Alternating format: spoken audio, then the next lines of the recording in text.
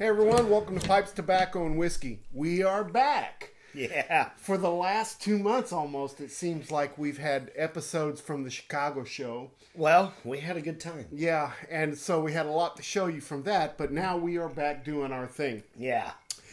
Good way to come back was we thought that we might jump back into our McClelland Grand Oriental Series. And so today we are doing McClelland's Black Sea Socum, which is one of the Grand Orientals. Just a little bit about this one. I'll give you the description from McClelland. It said, Socum tobacco is grown on the mountain slopes in Georgia, behind the far eastern shore of the Black Sea. It is considered by many to be among the finest Oriental tobacco grown.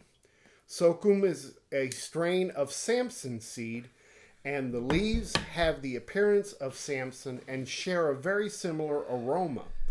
But notice how the flavor has a quality that is almost cigar-like, which is rich and deep and mellow in this blend.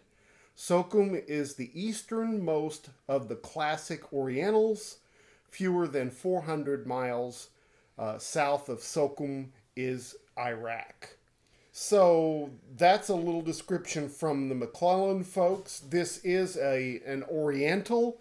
It has Oriental Turkish, which is the Socum tobacco. Yeah. And the Virginias. The ribbon comes in 50-gram tins. There's no toppings on this one. And the strength on this is medium. And the taste on this is medium as well. So we're going to just jump right into this one and give you our thoughts. So, here we go. Talk about the tin note on this one, Nathan. God. You just can't beat that McClelland smell. Those Virginias are coming through right at the tip of it. Nice, fermented, very stewed fruit kind of smell. That vinegar is just cutting through straight at the beginning on the nose of that smoke. If it wasn't for the fact that I knew Samson was coming into this, I'd have smoked it heavy, just straight off the tin note. Don't do that, guys. Don't do that. To me, this is the base on this is the Virginia, that typical McClelland kind of tangy, acidic with the vinegary smell. Yeah. There's a little bit of sweetness in there. There's a little bit of a kind of a cocoa, chocolatey, semi-chocolate kind of smell. I will say this, guys. We'll get to the taste later. To me, the tin note misleads you. And I don't know how many of you experienced smokers have packed a bowl and started coughing midway through, puffing the bowl. This is one of those ones that's going to do it. Yeah, this is, of all the McClelland Grand Orientals we've tried so far, this one is definitely the toughest. The fullest. The fullest smells. And when we get to it, probably the tastes as well. Yeah. There's a little bit of an herbal scent in there as well. That Virginia tang to me is what is just prominent in this blend. Mm-hmm. I don't know. Yeah, of all the Grand Orientals we've had so far, this one has the richest, deepest, fullest scent profile to it. Yeah, we want to give it good. I feel like it's got the most fight. Like, for some reason or another, this one is trying to kick my ass. And I don't know why. But I feel it. I'm having a hard time with this one. Really? Yeah. It just feels strong. Stronger than like your burley ones and stuff like that. This one is, and it might be because I smoked some rare smoke that I bought at the Chicago Pipe Show earlier today, and that's all I've been sipping on all day. Interesting. But this one for some particular reason, it's the Samson. It's got to be the Samson in it, because I've smoked the Samson before, and man, it is just. I'm not getting. It's causing me to want to put my pipe down for a minute and then come back to it. Well, let me say that of all the Grand Orientals, this is the sipper. Yes. Of the bunch. Yes. This is not the one that you want to enjoy. What? I don't like it. You don't like it? No. Okay. Well, let's go on and talk about it. Interesting. So let's talk about the taste. What are you getting on the taste? The taste profile on this is a medium. It's not as strong taste-wise as it is scent-wise, I think. I think so too. Yeah. The taste is and it's not the taste that's getting me. It's not the tin note that's getting me. It's the nick hit that's getting me. Really? Yeah, the taste is medium. I agree with you on that. It's a good salty, very herbal flavor that's coming through on the taste. Very woody. And it's coming in and I'm enjoying the taste. It's that sit when it kind of ruminates in my mouth. And then when I exhale, that makes me go, do I want to take another one? That's what's causing me to go, sip, set.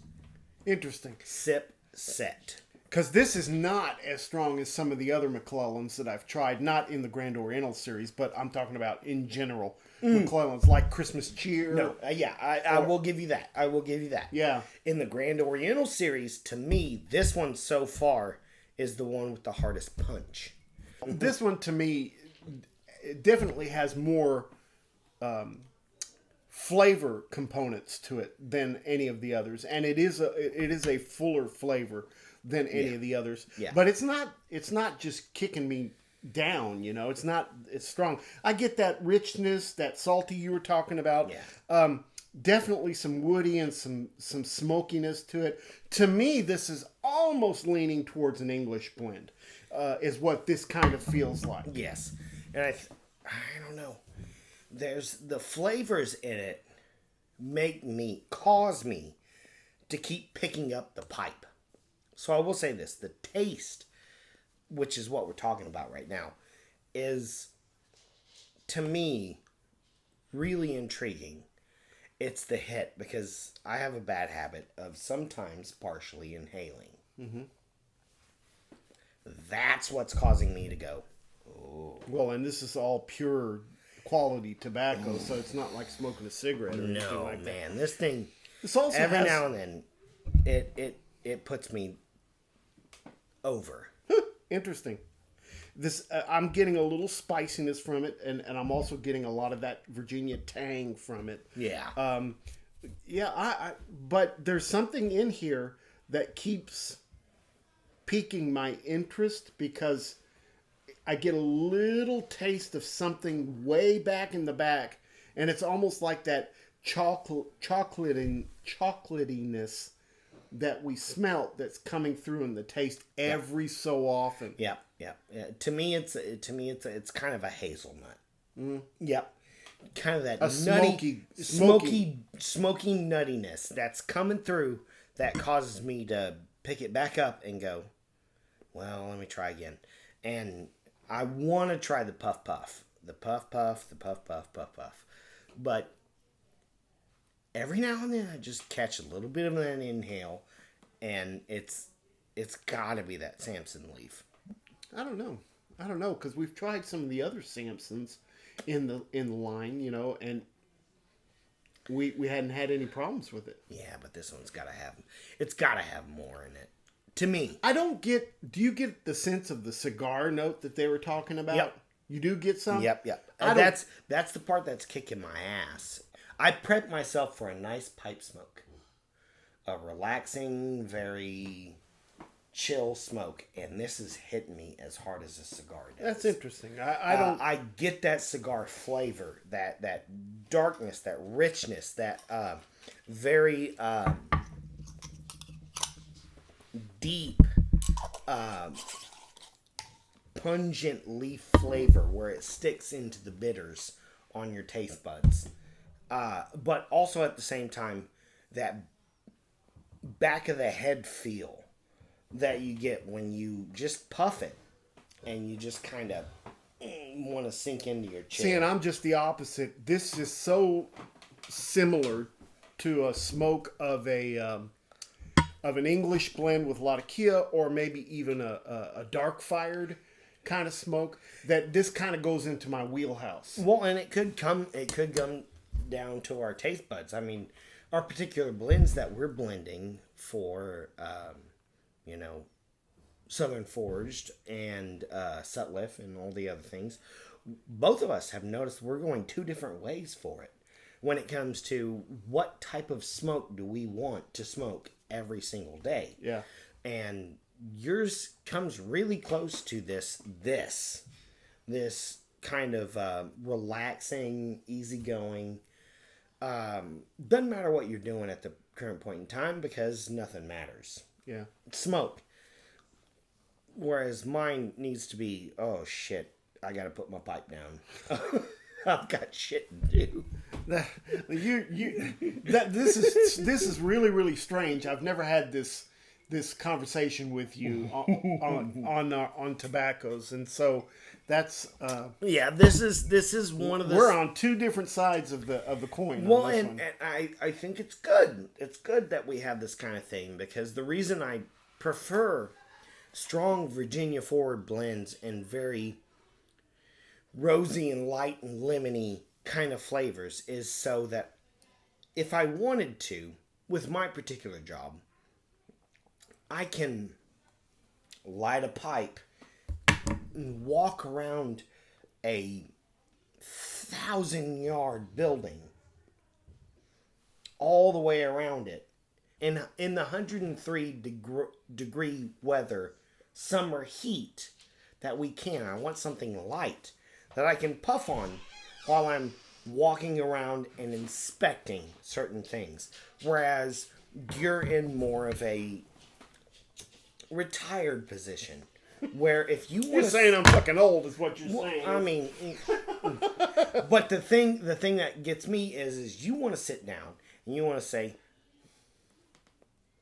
nah, I want to feel it. I want to enjoy it. I want to know everything about this. I want a presence there. I want it to come up and say hi.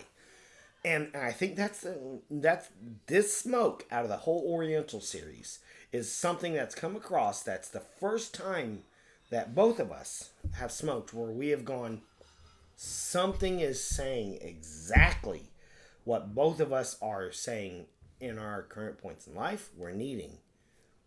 But yeah, for either one of us, it's doing different because you're enjoying that smoke. I am having a hard time considering relighting. All right, well, tell me about the room note. Do you get a cigar presence? Nope. I'm not offended by the room note. If anything, we turned off the rabbit and yeah, the room. It's enjoyable. Yeah, the room note to me is pleasant. A pleasant room note. Very pleasant room note. It goes back to that tin note. It to me, it kind of leads you in. It kind of wants you to smoke it. Yeah. I am enjoying the tin note, the room note, everything about it except the nick hit. You know, we go to our next topic, which is the moisture level, and that may have had something to do with this as well, because ours was a little dry. Yeah. I mean, ours is 2013 version, and it's been in a Mylar, sealed Mylar bag for, I don't know, maybe 9 months now. Yeah. And so I tried to rehydrate it a little bit before we smoked it, and, you know, it helped a little bit, but not much. So that might also be giving you a little stronger feel for the... It could be. For the tobaccos. What do you think about the nicotine on this? That's... Because the taste is good. The... Everything about it is good. I like it. It's so inviting and it's so pleasant.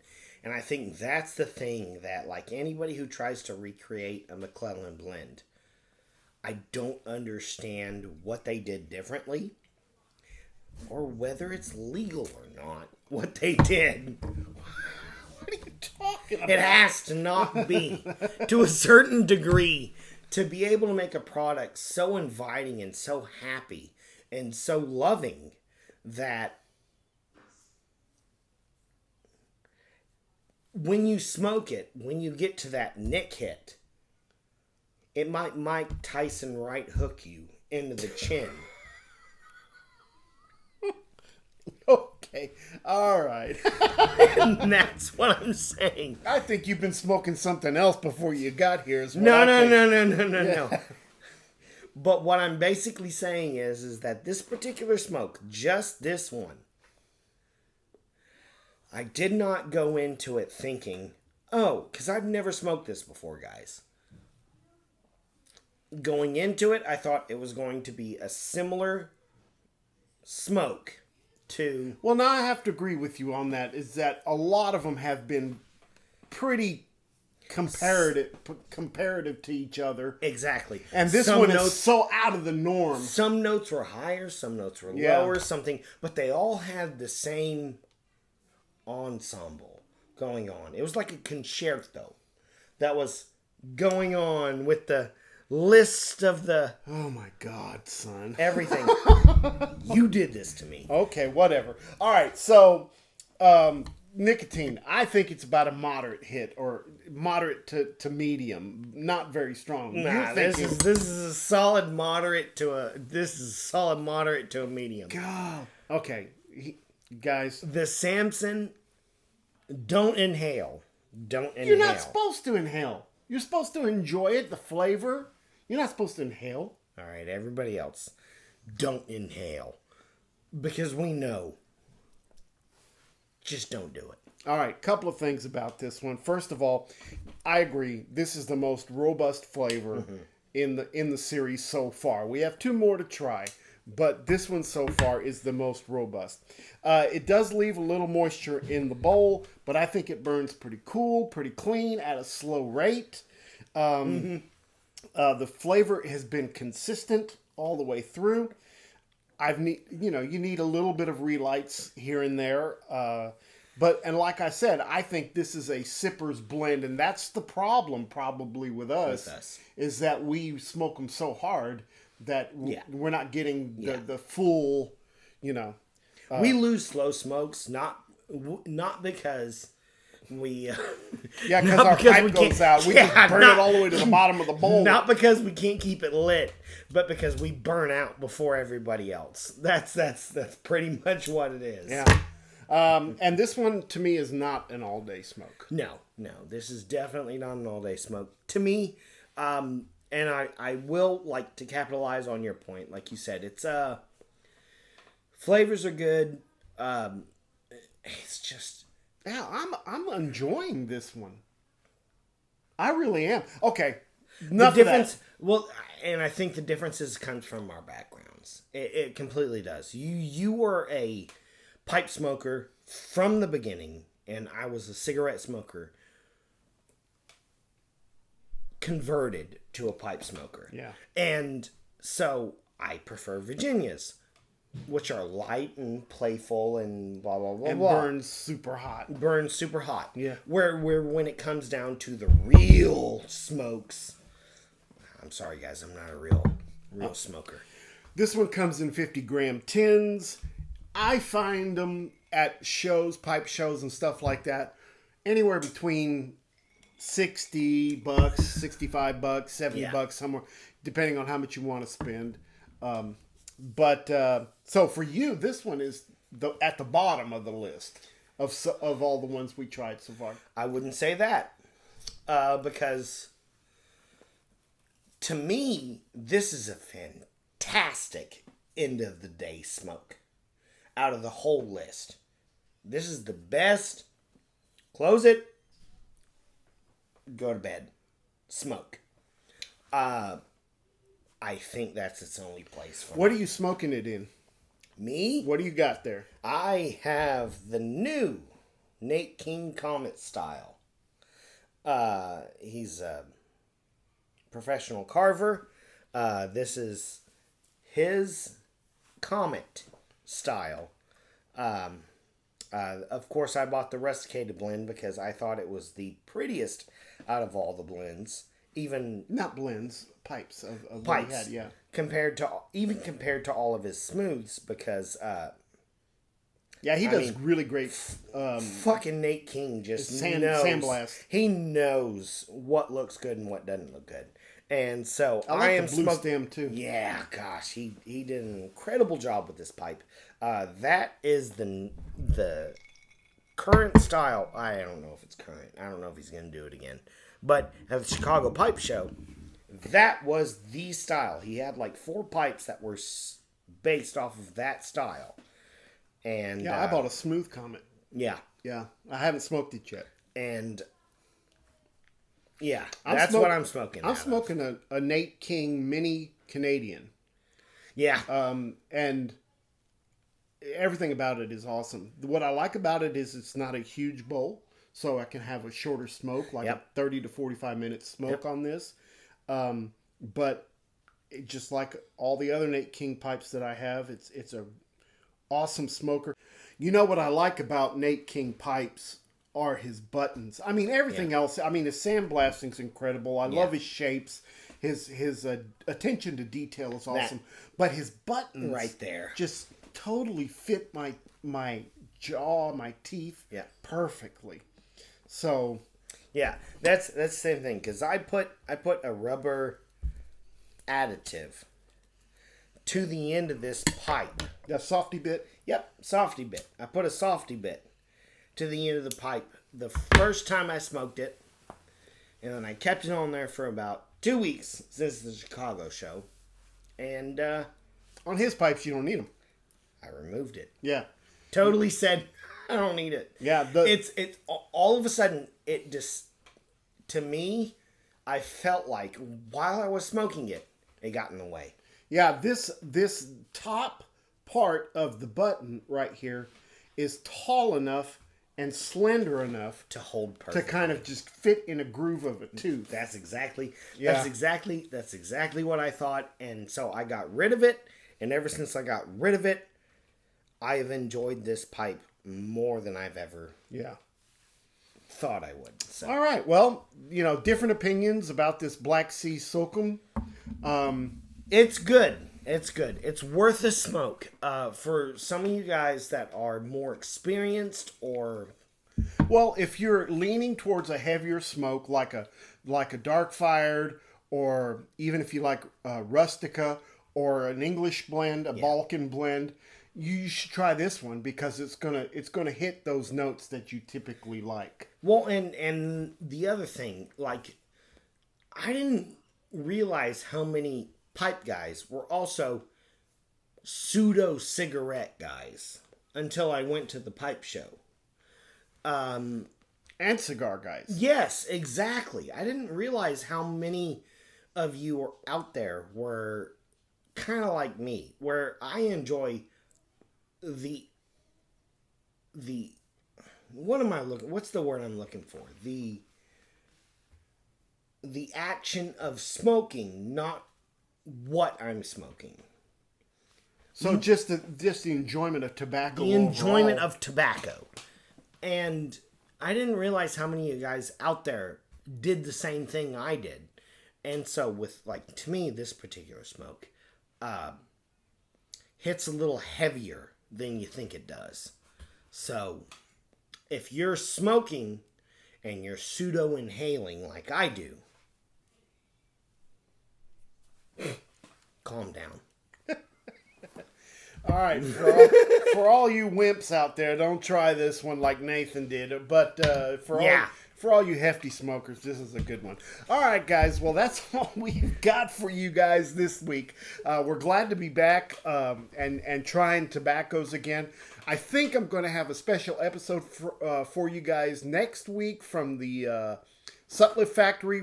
I'm going to Richmond and mixing my own blend there. So we're going to so we're going to Damn it, that means yours won.